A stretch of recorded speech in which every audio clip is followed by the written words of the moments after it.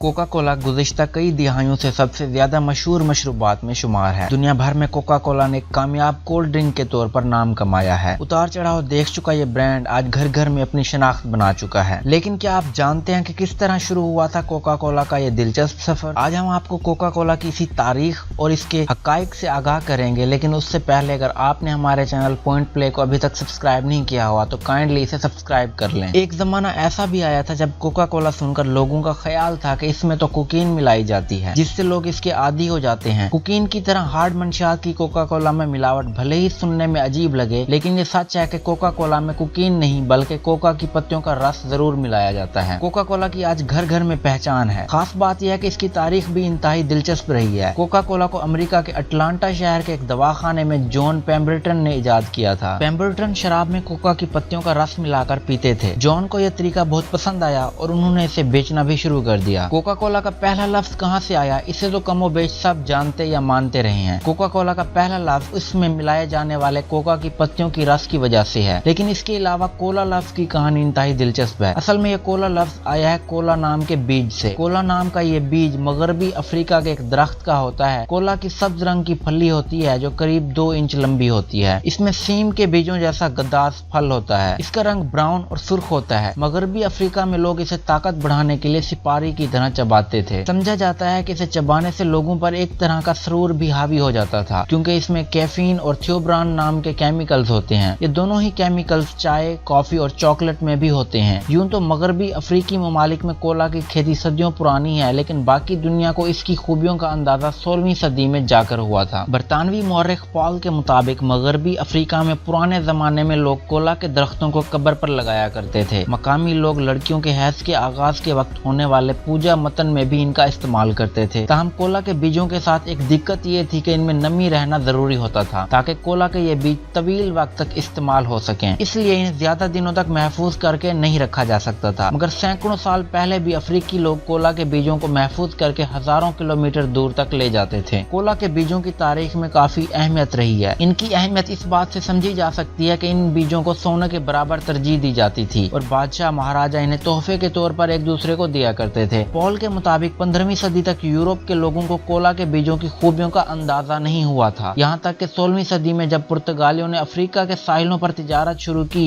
तो उन्होंने कोला के बीजों को भी कई ठिकानों तक ढोकर पहुंचाया। लेकिन हैरानी की बात यह है कि फिर भी उन्हें कोला के बीजों की खूबियों का एहसास नहीं हुआ। लेकिन जब 1620 में एक अंग्रेज ताजर रिचर्ड गैम्बिया दरिया के सहारे मगरबी अफ्रीका के अंदरूनी हिस्से तक पहुंचा तो उसके लिए कोला के बीज एकदम नई चीज थी। रिचर्ड ने अपने सफरनामे में इसका जिक्र किया है। रिचर्ड ने लिखा है कि इन तल्ख बीजों को लेकर मकामी लोग बड़े पुरजोश रहते थे, लेकिन इन्हें कभी समझ नहीं आया कि इन तल्ख बीजों को लेकर आखिर लोग में इतना पागलपन क्यों है। रिचर्ड जब इंग्लैंड लौटा तो अपने साथ कोला के बीज लेकर आया, मगर वतन पहुंचते पहुंचते वो सब खराब हो गए। रिचर्ड की नाकाम कोशिश के बावजूद कोला की एक हल्की खुमारी चढ़ाने वाली खासियत यूरोपीय लोगों से ज्यादा दिन नहीं छुपी रह सकी और 19वीं सदी तक अमेरिका और यूरोप के कोला के बीजों की अच्छी खासी खेप अफ्रीका भेजी जाने लगी थी। यूरोप और अमेरिका में कोला के बीजों की मदद से अब लोगों की सेहत का ख्याल रखा जा रहा था। इन बीजों से शरबत बन रहे थे। इंग्लैंड में फोर्स्ट मार्च के नामों की एक मशरूब बेची जा रही थी जिसमें कोका की पत्तियों का रस और कोला के बीजों की खूबियां मिली हुई थी। कंपनी का दावा था कि ये लोगों की भूख मिटाती है और उन्हें सेहतमंद बनाती है। फ्रांस में कोला के बीजों को शराब में मिलाकर एक सेहतमंद मशरूब तैयार किया गया था जिसका नाम जीत मारियानी था। इसका नुस्खा फ्रांसीसी केमिस्ट एंजेलो मारियानी ने 1863 में तैयार किया था। कहते हैं कि पोप लियो, इंग्लैंड की मलका विक्टोरिया और अमेरिकी साइंसदान